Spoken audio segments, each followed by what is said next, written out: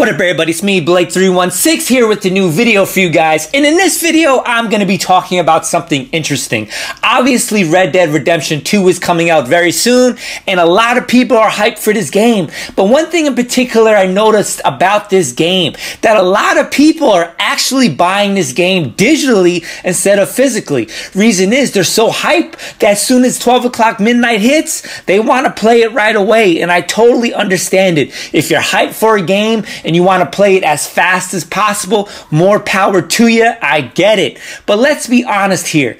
Stuff like this is the reason why companies are doing all these shady practices. Now let me explain. Me personally, as you can see in my background, I love physical media. Whether it's video games, whether it's music, even movies. I like physical media because I like actually having possession of what I spend my money on. That's why I don't support DLC. I don't support digital downloads. Let me explain. Now, this all started with DLC back in the day, right? And I'll be honest, when Halo 3 came out, Call of Duty Modern Warfare, I bought those Mac packs because I thought it was something new. I didn't realize those type of situations would turn into the shady stuff that goes on now. For example, I bought those map packs, but you know, something wasn't sitting right with me then, which is why I don't buy DLC now, because I knew eventually this DLC stuff would get a hell of a lot worse.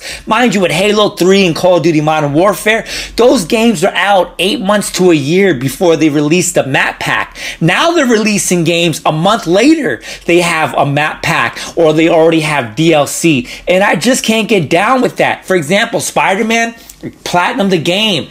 A month later, they got DLC. I'm not going to buy that DLC because it should have already been released with the game. They're doing these shady ass practices that I just can't agree with. And now I said, you know, these practices got worse. They have gotten worse because when people support DLC, it opens up revenues such as things as loot boxes. Loot box is another form of DLC. Oh, you want that special ability? Buy that DLC and you can get it right away. And it's funny how people don't support loot boxes, but you support like DLC, extra content and map packs. It's the same thing. You kind of have to be all or nothing. Another example, when these video games have special editions, for example, Forza Horizon 4, a special edition released on Friday, but you get the regular edition on Tuesday. By you paying that extra $20 to play the game early, once again, you're opening up other revenues for these companies to do this shady ass practices. And the point is, by you downloading Red Dead Redemption early, especially digitally, it's giving Activision, it's getting those nuts and bolts in whatever their brains working, saying, damn, how can I get people to buy this game for more money even earlier? For example, hypothetically speaking, let's just say 500,000 people preloaded the game digitally, therefore they can play it at 12 o'clock midnight. Don't you think Activision or any other of these games are like, you know what? What if we charge $80 instead of $60, where you can play this game a week early if you download it digitally, but you can only play, say, 2 hours worth? Like, that's something that's extremely shady, but I can see these companies eventually doing this later on down the line. Like, this DLC stuff is just getting worse with the downloadable content. Literally a month after the game is released, they're showing DLC before the game is even being released. But the loot boxes that people are complaining about, they're forcing grinds in these games where they're forced grinds, but if you buy the DLC, you can play the game at a normal pace.